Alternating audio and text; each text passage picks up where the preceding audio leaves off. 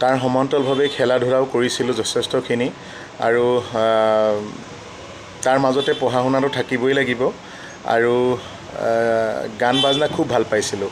আমি ওচৰতে জকাইচুক গাঁৱৰ যোগেশ্বৰ মৰাণ দাদাহঁতৰ লগত আমি অকণমান আৰু আছে পাহৰিছোঁ নাম এতিয়া মই তো আমি আজৰি সময়খিনিক ঠিক দেওবাৰ দিনটোত আমি খুব তেতিয়া ঠিক মইনা পাৰিজাত নহয় যদিও আমি তেনেকুৱা ধৰণে আমি একগোট হৈ ধুনীয়াকৈ গানৰ প্ৰেক্টিছ কৰিছিলোঁ।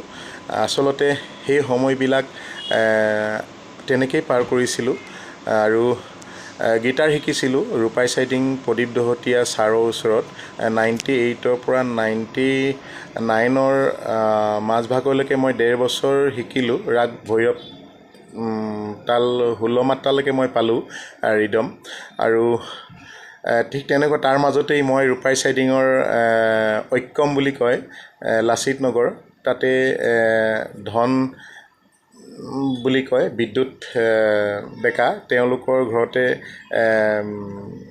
খানা আয়োজন কৰিছিলে। তেতিয়া আমি এনিশা বিহুৰ ফাংচনো কৰিছিলোঁ আমি ৰূপাই চাইটিঙত কৰ্দুগুৰিৰ পৰা আহি। তেতিয়া আমাক নেতৃত্ব লৈ আনিছিলে কমল তাঁতী বুলি এজন দাদা আৰু চিত্ৰকাই এনে সবানন্দ বৰা। গতিকেলৈ তেওঁলোকৰ লগতে আহিছিলোঁ। তেতিয়া আমি সৰু আছিলোঁ, তেওঁলোকে আঁত ধৰিছিলে আৰু তেওঁলোকৰ লগতে এইখিনি সৌভাগ্য হৈছিলে।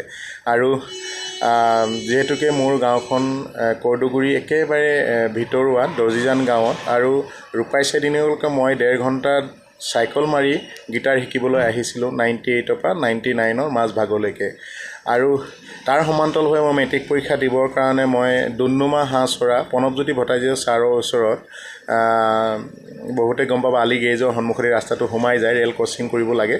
তাৰপিছত প্ৰণৱজ্যোতি ভট্টাচাৰ্য ছাৰ ছায়েন্সৰ ইংলিছৰ আৰু মেথছৰ খুব ভাল টিচাৰ আছিলে প্ৰণৱজ্যোতি ভট্টাচাৰ্য ছাৰ। হয়তো মোৰ ফ্ৰেণ্ড লিষ্টত বহুজন আছে চাগে গম পাব।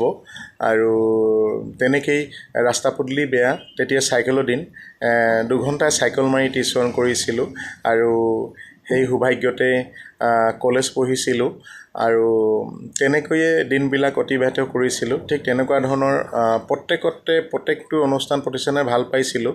তেতিয়া বিহুও খুব গাইছিলোঁ, আমি চাইকেল মাৰি মাৰি বিহু গাইছিলোঁ।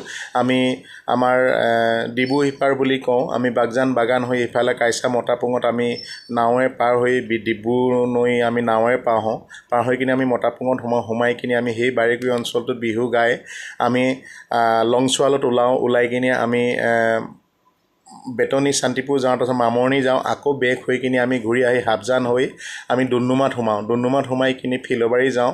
ফিল'বাৰী গৈ ঠিক তেনেকুৱা ধৰণে আমি ফিল'বাৰী ৰুমাই গাভৰু আৰু কাছিজান ৰিজাৰ্ভ হৈ আমি হাতীগড়ত সোমাই আমি সিফালে টঙনা বৰমেচাৰি কৰি দিয়াক চুমনি পৰি বৰালি তেজী এনেকৈ সোমাই আমি আমাৰ একচুৱেলি দিয়াকৰ বিহু কয় শেষত হয়, শেহতীয়াকৈ প্ৰথম বিহুতে আমি ওলাই যাওঁ আৰু আমি সেই তালাপ হৈ আমি ধূলিজান হৈ আমাৰ নিজৰ গাঁৱৰ বিহুখন উৰুৱাবৰ কাৰণে আমি চাইকেল মাৰি আমি বিহু গাইছিলোঁ। আছে এতিয়াও কেউজন আমাৰ লগৰ দাদাহঁতো আছে। আমি খুব ভাল পাইছিলোঁ আচলতে বিহু মাৰোঁ। প্ৰত্যেকতে অকণমান আছোঁ দিয়কচোন, কিন্তু ক'তো পাকৈত হ'ব নোৱাৰিলোঁ, ক'তো স্মাৰ্ট হ'ব নোৱাৰিলোঁ, ক'তো নিৰ্দিষ্টকৈ স্থান নাহিলোঁ। প্ৰত্যেকে অকণমান কিন্তু জানো। আৰু গাঁৱৰ সমাজখন তেনেকুৱাই, প্ৰতিজন গাঁৱত থকা ব্যক্তিয়ে কিছুমান বুলি নহয় প্ৰায়খিনি অনুষ্ঠান প্ৰতিষ্ঠান বা গান বাজানা বোৱাৰ পৰা গোৱাৰ পৰা নচাৰ পৰা অন্যান্য ধৰণৰ মানে হেৰি হয়। আৰু ঠিক তেনেকৈ 2000 চনত এটা বিহু মেলা পাতিছিলে কৰ্দুগুৰি বিহু মেলাত। তাত মই কিন্তু 137জনে কিমান আছিলে ল'ৰা ছোৱালী উভয়ে তাত বিহু নৃত্য মই নাচ প্ৰদৰ্শন কৰিছিলোঁ। মই কিন্তু 137টা ল'ৰা ছোৱালীৰ ভিতৰত মই 3rd পজিশ্যন পাইছিলোঁ নে 2nd পজিশ্যন পাইছিলোঁ, কিবা এটা পাইছিলোঁ মুঠতে প্ৰাইজ এখন। সেই ট্ৰফিটো কিন্তু শৰাই এখন পাইছিলোঁ, সেই শৰাইখন আজিও আছে, চাৰ্টিফিকেটো আছে। আৰু খুব এটা ভাল লগা দিন মনত পৰে। আচলতে মনত পৰাৰ কাৰণেহে কৈছোঁ, মোৰ কোনো অহংকাৰ হিচাপত মই কথাটো কোৱা নাই, কিন্তু কেতিয়াবা মন বেয়া লগা সময়ত এই কথাবোৰ মনত পৰে কাৰণে মই ৰেকৰ্ডিং আকাৰত মই আপোনালোককো অকণমান জনাবলৈ মানে বিচাৰিছোঁ আৰু বেয়া চেয়া নাপাব। গতিকেলৈ সেই তেনেকুৱা ধৰণৰ অনুভৱবিলাক আহে কেতিয়াবা মনলৈ, সেইকাৰণে ভাগ বতৰা কৰিছোঁ।